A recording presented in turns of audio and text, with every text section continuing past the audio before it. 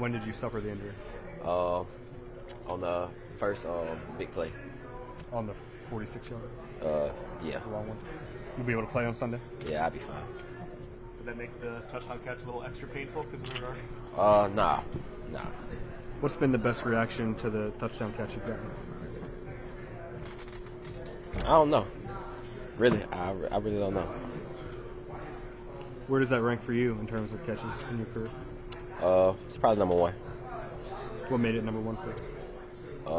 To be able to, drag my feet, get to my back, all the fundamentals of catching the ball when you're close to the sideline, things like that. Which catch is better, that or Garrett Wilson's?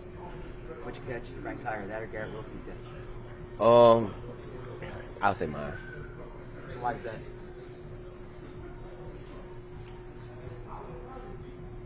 I ain't gonna say why.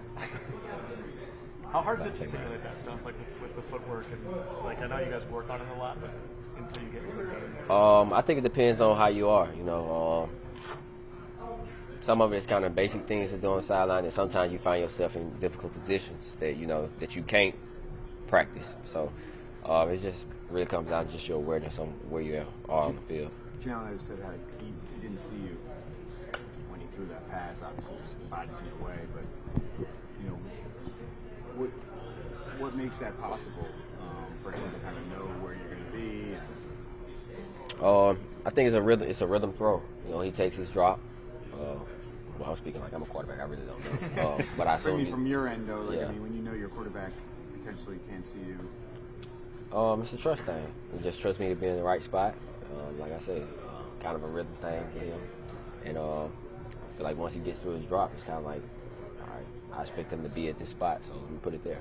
When you're toe dragging like that, do you know if you're in, or do you have to kind of wait to see? Yeah, 100%. You know? Yeah. How do you know? Because I know where I'm at on the field. Which part of it has a higher degree of difficulty, the one-handed catch or the footwork thing? The one-handed catch. What was the best play of the week? Yours, Shahan's, or Saquon's? I would say Saquon. You see people making one-handed catches every week, and you'll see somebody jump over somebody backwards. Why do there's option routes you run a lot of. I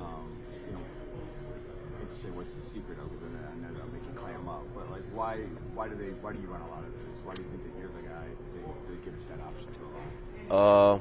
I wouldn't say I'm the guy they just give it to, but I think it comes down to your understanding of coverages, understanding what teams are trying to do. You learn that throughout the week as you prepare what coverages they like to play, and then when you're out there, you kind of get a feel of what they're doing throughout the flow of the game. So you kind of know, like, okay, they're going to give me this, so let me do this. But then also just being able to change on the fly. And then that goes again back to the trust quarter, because he's got to know.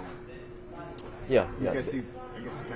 You have to be on the same page. You kind of have to see the same thing. It comes very few times. I ain't gonna say very few times. Sometimes it's times where you could do either or. You can go in or you can go out, and then it just comes down to him just being ready to once you make your decision. How often are you guys on the same page on those? I know it's not always going to be 90% of the time. 90%. And talking about the connection between you two, over the past 4 years, Jalen's mentioned that recruiting trip a few times when you guys went in and I guess did routes instead of going for the strip. Whose idea was it back then? That was all him. I was just a young guy just coming around, just enjoying being around him and things like that. And, he kind of took me under his wing at the time, and, I just kind of followed him. I've never been on a recruiting trip, so what's that like when, it's, I guess, Friday night or Saturday night, and you're in the field house as opposed to having fun? For me, it was kind of different because I was there so much that, anybody else that go and visit, they go on a visit, they go here, go there. I kind of didn't do that because I was there so much. I already knew where everything was, so I was really just there just to be there. Sorry if you've been asked about the hamstring, but what happened there? What's the? I'll be fine. You'll be fine. I'll be fine. Did it happen in the game? Yeah. Is it fair to say that the connection between you and Jalen goes back to, not that night particularly, but those throwing sessions back then? Yeah, definitely. Do you practice one-hand catches a lot? Yeah, that's in our catch circuit.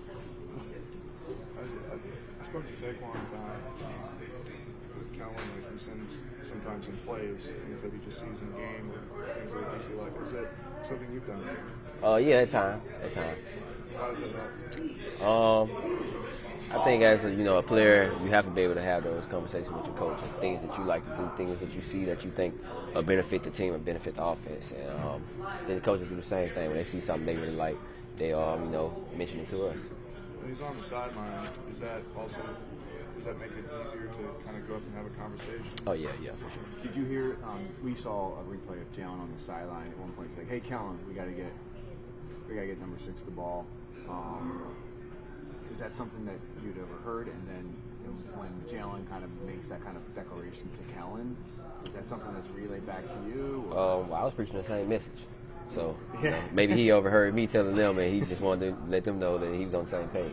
Yeah, and then was that? I guess that was not long. That was not long before the pass to you on the deep over, correct? When it was, I don't know. Oh, sorry, was that? For me, it was a lot of times during the game. I was like that. Majority of the time, I was like that. Yeah, so it could have been any time. Yeah. Do you ever like pick and choose your times to ask for the ball, or do you? It kind of depends, If AJ is doing what he do, I let him keep doing what he doing. But if it's kind of like, we're not really doing nothing, then it's kind of like, all right, somebody got to go out here and make something shake. So I take it upon myself. How do you ask? How do you ask?